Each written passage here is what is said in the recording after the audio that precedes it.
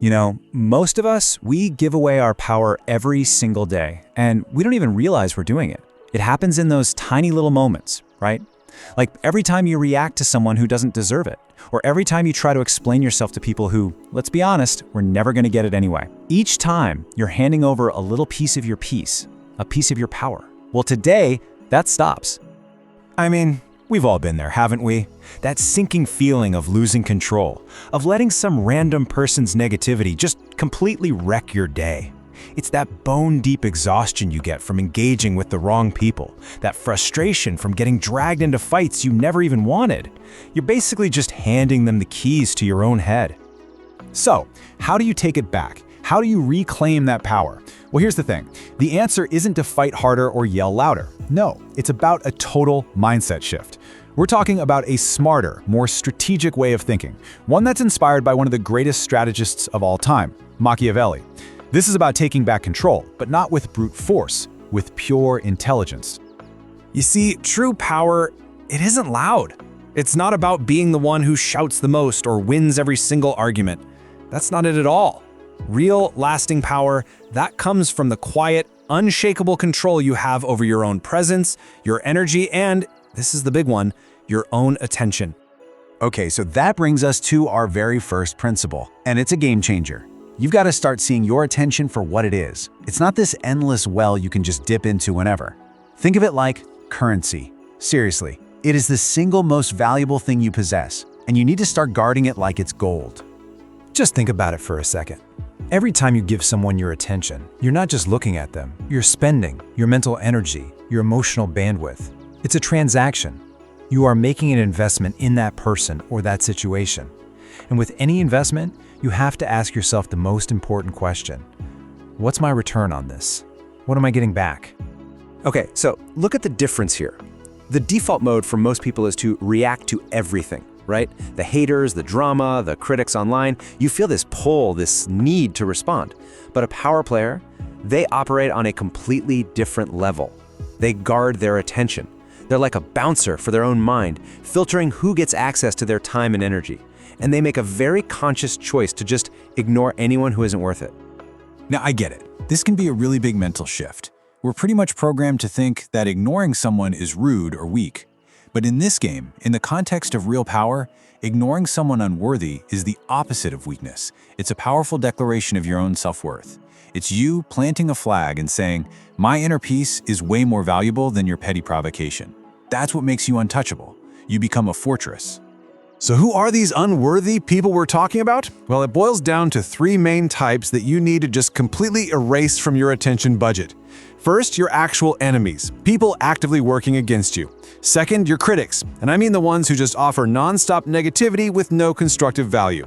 And third, maybe the most dangerous of all, the energy parasites. You know these people, they drain you with their constant drama and crises, and they give absolutely nothing back. These three groups, they don't get a single cent of your currency. Period.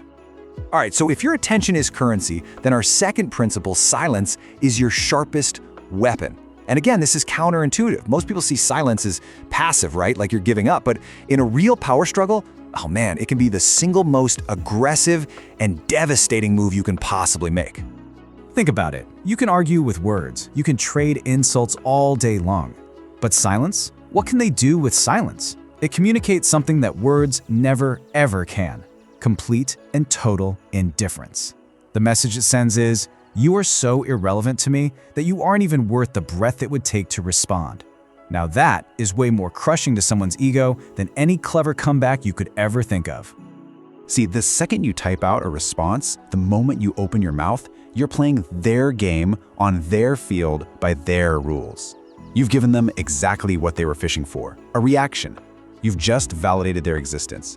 But when you hit them with silence, the game just stops, dead in its tracks. You've robbed them of their prize and boom, the entire power dynamic snaps right back to you. And what's happening on their end is just pure psychological chaos. It's a beautiful thing to watch, really. First, they're confused. Wait, why didn't they react? Then it turns into uncertainty. Did they even see my message? Did they just not care? And from there, it often spirals into a full-blown obsession. They're left fighting this imaginary battle inside their own head, making up stories to fill the giant silent void you created. And just like that, you've won, without ever firing a single shot. Okay, so this all leads perfectly into our third principle, which is all about making this stuff internal. See, it's one thing to act silent, but it's another thing to feel it. You have to build what I call the armor of indifference. This is where you develop real, genuine emotional control, so you literally become immune to other people trying to manipulate you. And let's be super clear here. Indifference doesn't mean you're an emotionless robot. It's not about feeling nothing. Not at all. It's a skill. It's about having such complete control that you get to consciously choose what is allowed to affect your inner peace. You become the gatekeeper of your own mind, of your own emotions. So how do you even start to build this armor?